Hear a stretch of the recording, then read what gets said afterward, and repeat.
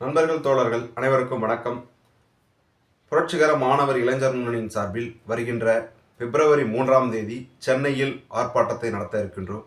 ஏன் இந்த ஆர்ப்பாட்டம் என்றால், பல்கலைக்கழக மானியக் குழுன்னு சொல்லக்கூடிய யுஜிசி சமீபத்தில் ஒரு அறிக்கையை வெளியிட்டாங்க.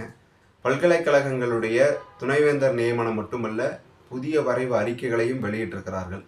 அந்த அறிக்கையில் மிக ஆபத்தான விஷயம், இன்னைக்கு கல்வித்துறையை கார்ப்பரேட் காவிமயமாக மாற்றுவதற்கான திட்டங்களை அதில் முன்வைக்கப்பட்டிருக்கிறது.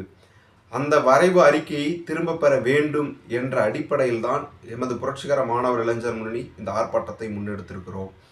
ஏன் இதை திரும்ப பெற வேண்டும், இதில் என்ன பாதிப்பு என்றால், ஒன்று, பல்கலைக்கழகத்தினுடைய துணைவேந்தர் நியமனத்தில் மாநில அரசனுடைய உரிமைகளை கேட்க தேவையில்லை. மாநிலத்தினுடைய உரிமையை பறிப்பது, கல்வியின் மீதான அதிகாரத்தை மையத்துவப்படுத்துவது என்ற நோக்கத்தை முதலில் அவர்கள் செய்ய போகிறார்கள். இன்னொரு பக்கம், பல்கலைக்கழக துணைவேந்தரை நியமிக்க வேண்டும் என்று சொன்னால் 10 ஆண்டுகள் அவர் பேராசிரியராக பணியாற்றிருக்கணும் அப்படிங்கிறது இப்போ இருக்கிற அந்த ரூல். இந்த ரூலை மாற்றி தான் கல்விக்கு எந்த சம்பந்தமும் இல்லாத ஒரு நபரை துணைவேந்தராக நியமிக்கலாம், அல்லது ஒரு தொழிலதிபரை நியமிக்கலாம், அல்லது ஒரு தொண்டு நிறுவன கோச்சிங் சென்டரினுடைய முதலாளியை அந்த பல்கலைக்கழகத்துக்கு துணைவேந்தராக நியமிக்கலாம். அப்படிங்கிறத இன்னைக்கு இது சட்டப்பூர்வமாக ஆக்கப்படுகிறது. இதனோட அபாயம் என்னவென்றால், இன்னைக்கு அர்ஜுன் சம்பத் உள்ளிட்ட ராஜா கூட ஒரு பல்கலைக்கழகத்தினுடைய துணைவேந்தராக ஆக முடியும் அப்படிங்கிறதான் இந்த புதிய வரைவறிக்கை சொல்லுது. அப்போ இன்னொரு பக்கம் இவங்க சொல்லக்கூடிய ஆட்களை இந்த கல்வித்துறையில் இணைத்தால் இந்த கல்வித்துறை எப்படி இருக்கும்? சமீபத்தில் பெரிய சர்ச்சையாக கிளம்பினது, இன்னைக்கு இப்போ சென்னை ஐஐடியினுடைய இயக்குனர் காமகோடி மாட்டுனுடைய மூத்திரத்தை குடிங்க, அதை குடிச்சிங்கன்னா உடம்பு சரியாக இல்லாமல் இருந்தால் அது சரியாயிடும், நோய் எதிர்ப்பு சக்தி அதில் இருக்குது, என்கிட்டலாம் ஆதாரம் இருக்குது அப்படின்னு சொல்லி பேசினார்.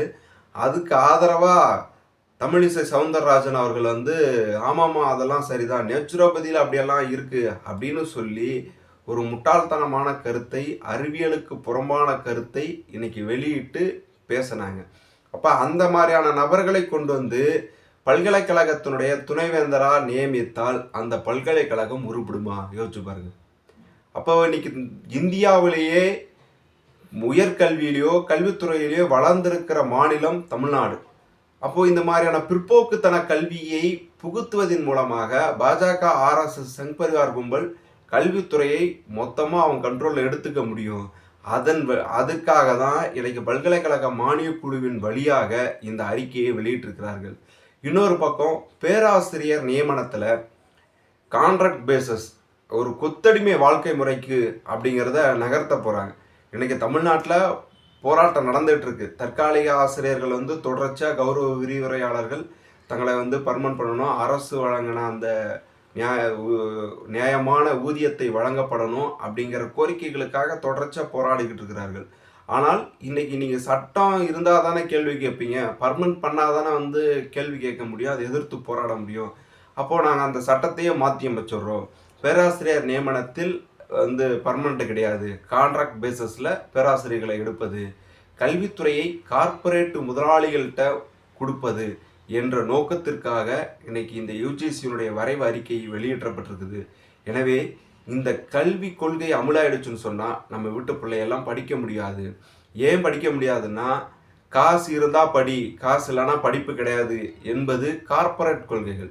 அதே இன்னைக்கு ஆர்எஸ்எஸ், பாஜக கும்பல் என்ன சொல்லுதுன்னா, சூத்திரனுக்கு எதுக்கடா கல்வி அப்படிங்கிற இந்த 2 கொள்கைகளும் ஒன்றாக இணைந்து கல்வியை கார்ப்பரேட் காவிமயமாக மாற்றுவது என்ற நோக்கத்திற்காக இன்னைக்கு பல்கலைக்கழக மானியக் குழுவின் வழியாக இந்த அறிக்கையை வெளியிட்டிருக்கிறார்கள். எனவே இதை எதிர்த்து கல்வியை பாதுகாக்கப்பட வேண்டும், மாணவருடைய உரிமையை பாதுகாக்கப்பட வேண்டும், மாநிலத்தினுடைய உரிமையை பாதுகாக்கப்பட வேண்டும் என்றால் இந்த கல்விக் கொள்கையை நாம் எதிர்த்தாக வேண்டும். அந்த வகையில்தான் புரட்சிகர மாணவர் இளைஞர் முன்னணி வருகின்ற பிப்ரவரி 3ஆம் தேதி சென்னை வள்ளுவர் கோட்டத்தில் ஆர்ப்பாட்டத்தை நடத்த இருக்கின்றோம். இந்த ஆர்ப்பாட்டத்தில் கல்வியாளர்கள், ஊடகவியலாளர்கள், மாணவர் அமைப்பின் தலைவர்கள் என பல்வேறு நபர்கள் கலந்து கொண்டு உரையாற்ற இருக்கிறார்கள். எனவே கல்வியை பாதுகாக்கின்ற போராட்டத்தில் உங்களையும் இணைத்துக் கொள்ளுங்கள். கல்வி நமது அடிப்படை உரிமை. அந்த உரிமையை பாதுகாப்போம். அனைவரும் இந்த ஆர்ப்பாட்டத்திற்கு அணிதிரண்டு வாரீர் என புரட்சிகர மாணவர் இளைஞர் முன்னணி உங்களை அறைகூவி அழைக்கிறது. நன்றி.